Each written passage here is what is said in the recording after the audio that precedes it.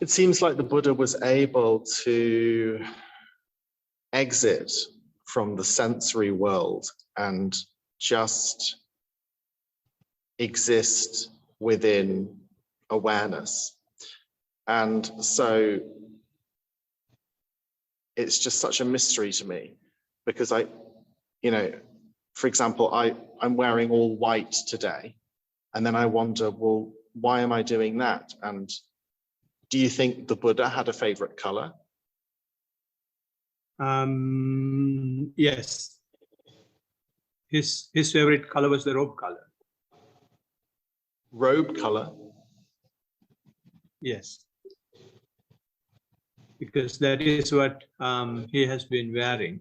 You can get any piece of cloth and soak it in tree bark and very easily dyed. So because for that reason, he used that color. It was not favorite, it was thesis. Anyway, before getting on to that, from the answer I gave you, did you understand the first one I said? I said Buddha's first task was to purify the impurities that impurities with those people who have already brought their attention to themselves. Did you understand that? Well, I can tell you what I haven't understood is that it seems like what we're trying to learn is to simply accept what is. And I just think to myself, why are we learning that? I don't understand why we're learning to accept what is, because I don't understand how that works. Okay. So before coming on to the question I asked, yes, it's a fair question to ask why we do it. The reason we do it is because it's having three components in their existence. The three components are physical process, mental process, and the interconnection.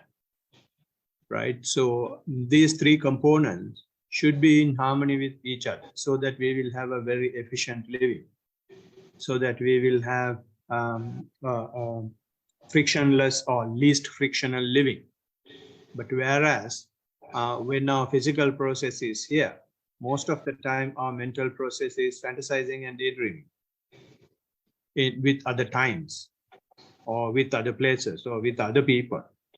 So as a result, our entity, the components of our entity is not in one place. Only the physical process here and mental process is all over the universe. So if we bring the mental process as well to the physical process, then it becomes an easier and efficient and effective and least frictional living. So the simple word Buddha used was the suffering. People are addicted to suffering because of the same reason. We always want a better future, better tomorrow, and better for my partner, better for my children, and better state, better country, better world, and going in the wrong direction because we have not taken care of ourselves individually. So we are thinking of somebody else.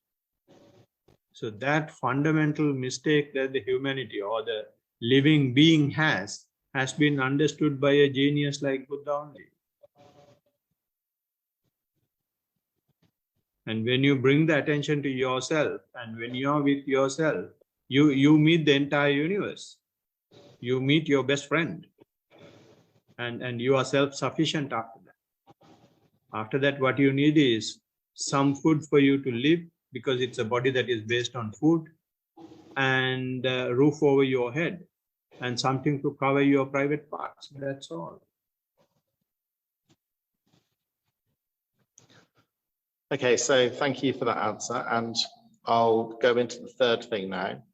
And that is that I arrived at meditation as a result of some suffering I experienced.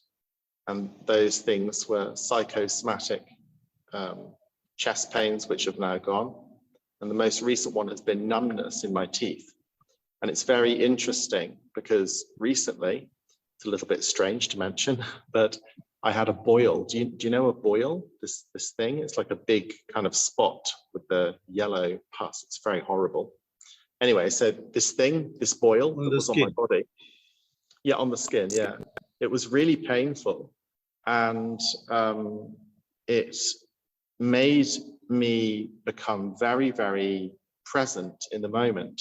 And then I realized, oh, if I want, I can be miserable thinking, oh, my teeth are numb and I've got a boil and it hurts. And then I thought, oh, if I want, I can just be happy. And even though I've got the numb teeth and even though I've got the boil, I can just be happy.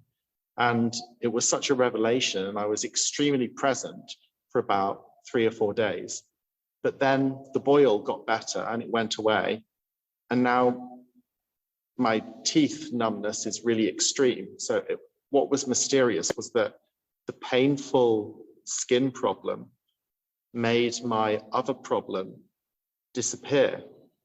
But then when the painful skin problem disappeared, my other problem came back. So it's like if I have like a bigger problem, then I forget my smaller problem or something like that, you know? Yeah. So 2 points. One is, it is our choice to suffer or not to suffer. That's what you said. That's what happened to me. That's the realization I had. Yeah. No, that's for everybody. Everybody is having that mentality, that mindset. But always, because of our addiction to suffering, we pick the wrong one. We don't pick, and by picking the wrong one, we don't know that we are picking the wrong one. We think that it is the better option, whereas the better option in the world or in the general world, in the normal way of living among unlearned disciples, that's a word Buddha uses. Among them, they think, although it is the wrong choice, they think it's the best one. That is the one that gives happiness, whereas it gives only suffering. And to have happiness, you will have to accept the suffering that you have now, so that it won't be suffering anymore, because your attitude towards the suffering has changed. And the point number 2 is the one you said, when you have a bigger problem, you don't see the smaller problem. Right. Whereas today, we are bogged down in the smaller problems. And we have forgotten the bigger problem we have. The bigger problem we have is we are going to die one day. And no one is living in a way that they are never going to die. So if you focus on the bigger problem, right, all of the problems are immaterial. So you will try to find an answer for the bigger problem. That is what the Buddha did. And even Buddha started thinking in a revolutionary way only after seeing these, what do you call them, Chatu? Four signs, four events of life, which is a dead body, a sick person, an old person. And then he saw that he had never seen those things in the palace. His father did not give any opportunity for him to see those things. But one day he started seeing these things. And then he started thinking himself, this is the problem even I'm going to face one day. And then he started focusing on that problem. And he also, for the same reason, he had a sight of a monk, a recluse. So he thought, there are people who have given up all these things and they are trying to find a solution for this problem. So he also got into the same boat. And they are only my first function of the Buddha came in. So during Buddha's time, there were people already looking answers for this bigger problem. But they had been successful to some extent as well. But still, they have been holding on to their ego. They have been holding on to the happiness that they have generated through bringing the attention to themselves. So even there, when you have some craving to that state, even there you have some impurities. So what Buddha first did was he cleared those. He cleansed those impurities as well. So that is the first one I mentioned. Not that there were not people who were trying to find the answers. There were, but they were on the wrong direction. They were not accepting whatever is coming. Instead, they were holding on to things.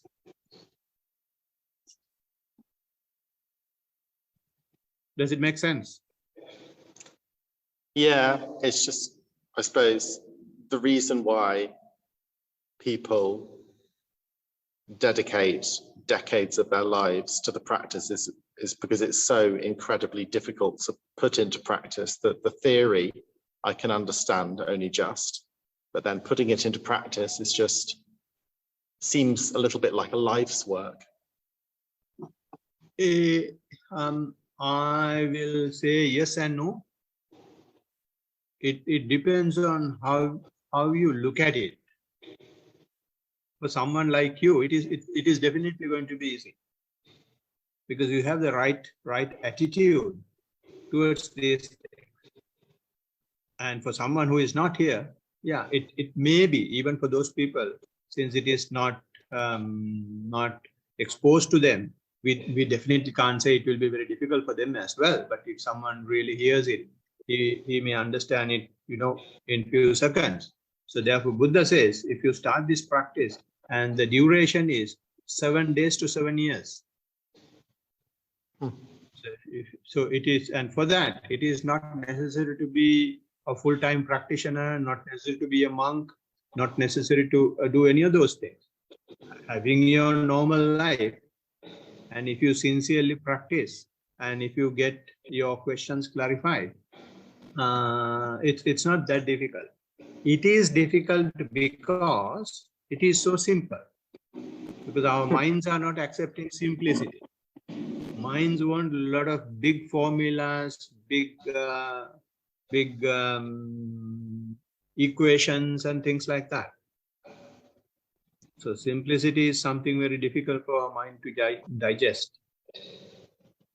Yeah, true. So thank you for your answers. You're most welcome.